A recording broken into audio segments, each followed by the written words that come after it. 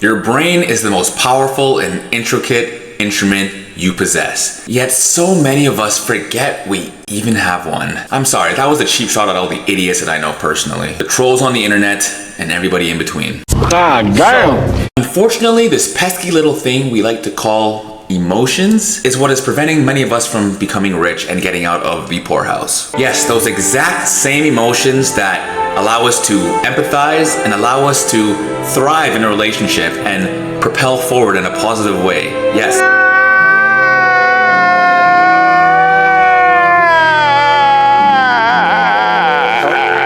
Yes, those exact same emotions are the same emotions that are causing us to remain poor from an investing point of view. Now, at this point, I know you have questions and I may have answers, but before we attempt to answer them, I'm Barixis and welcome to my channel. For those of you that are new, welcome. I post my regular content every Wednesday and I post YouTube shorts every single day. If you want to keep up, please subscribe, hit that little notification bell icon, and I promise you will not regret it. You may even learn a thing or two about emotions and psychological warfare. I digress. It was war.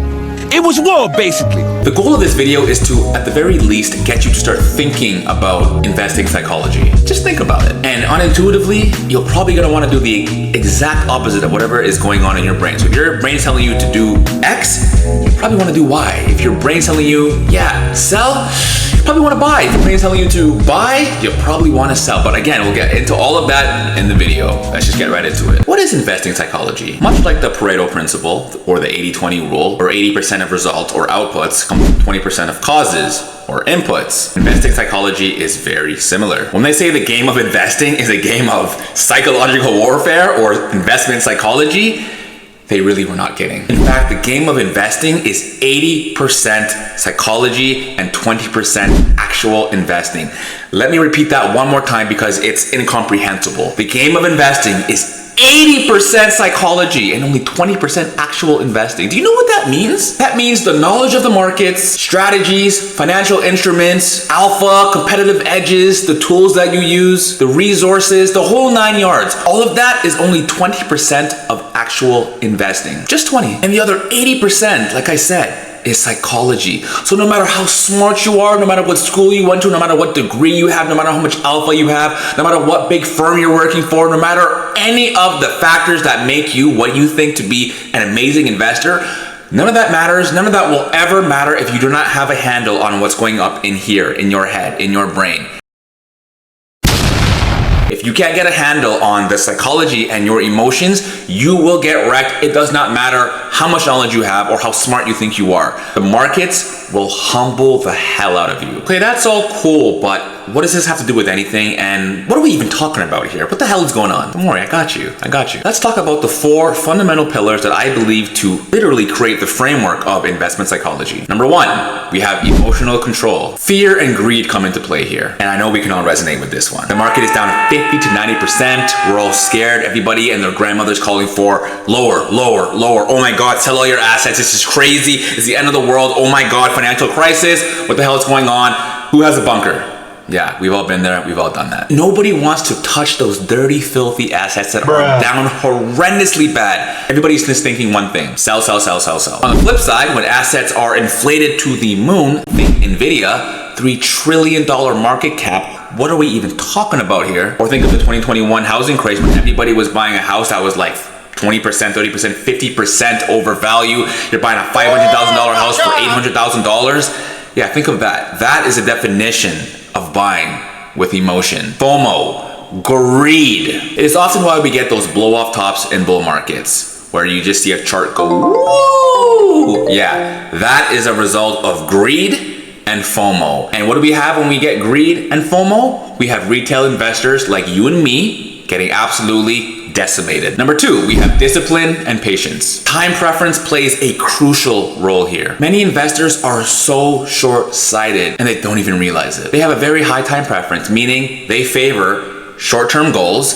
as opposed to delayed gratification and thinking medium to long term. Now, when this mindset is coupled with a lack of planning, what does that result in? I know we can answer that question together. It results in you and I getting wrecked. However, having a low time preference coupled with having a plan, an actionable plan, That is the recipe for financial success. Easier said than done. Yeah, having a plan, no problem. Jamaica, no problem. But have that same energy when the market is flying and you're thinking, oh my God, if I do not buy yesterday, I'm gonna miss out. And oh my God, this is the one chance I have to literally save my family from financial ruin. I gotta get in. And then once you get in, woo, it crashes. Yeah, having a plan will save you from all that wreckage. Believe that. Number 3, handling losses. I just wanna win no matter what. Money on my mind.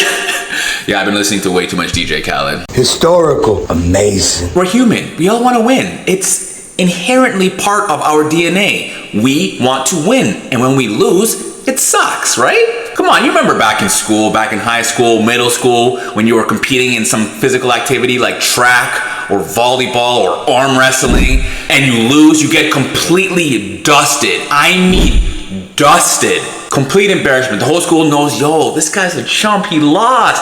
And the only thing that you are thinking of is, I want a rematch, this is ridiculous. Hell no, I want a rematch. It's got nothing to do about being active. I want that rematch. It's just the rematch, you know what I mean? So that's my goal. Want a rematch, and I don't care where that is, but I want the rematch. You know what we call that in the investment landscape? We call that revenge trading. You lost, and the only thing that you can think of is, oh my God, I gotta make back all the things that I lost. I gotta make back all the money I lost. This is, oh my God, what am I gonna do? And then guess what? You double down, you triple down, and you lose it all, and then some. Or you can remain cool, calm, and collect, the triple C's. You can learn from your mistakes, and you can stay focused. And I know that is completely counterintuitive to what many people think should be done. They think, well, I lost money, so it only makes sense for me to get it all back. No. Exactly what your mind is telling you to do the opposite. It's counterintuitive, it doesn't make any sense, but believe me, your future self will thank you, which you're not revenge trading, and you just will learn from your mistakes. Lastly, we have cognitive biases. Human brains are literally wired with biases that literally affect our decision making, and completely to our detriment. Biases such as hubris, loss aversion, and recency bias, arguably the most dangerous of them all, are major factors that distort rational decision making. I honestly feel like this is one of the most difficult pillars to overcome. Cognitive biases. It is so ingrained into our brain that it's literally a part of us. It's who we are. Braces. This is just who you are. So how do we change that on a flip of a dime when it comes to investing? It is so incredibly difficult.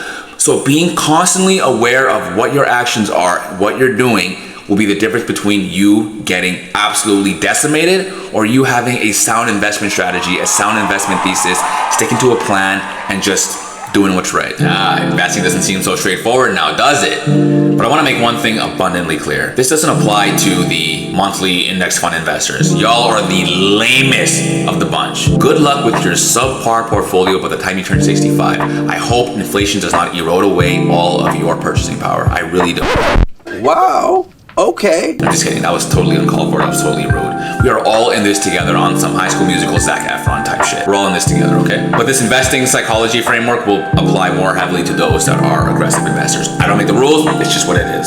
So how many of you have gotten absolutely and utterly wrecked because of your emotions in the markets? Be honest, this is a safe space, and I'm curious to know some of the crazy stories out there, because I know y'all have them. But what's important is we learn from our mistakes. As long as we're learning, it means we're growing, and if we're growing, it means we're doing things right. Growth is the name of the game here. Anyways, I thank you all for yet another opportunity to share my thoughts and my insights. I greatly appreciate it. It never goes unnoticed. I hope you all have a wonderful rest of your day, and I look forward to the next one.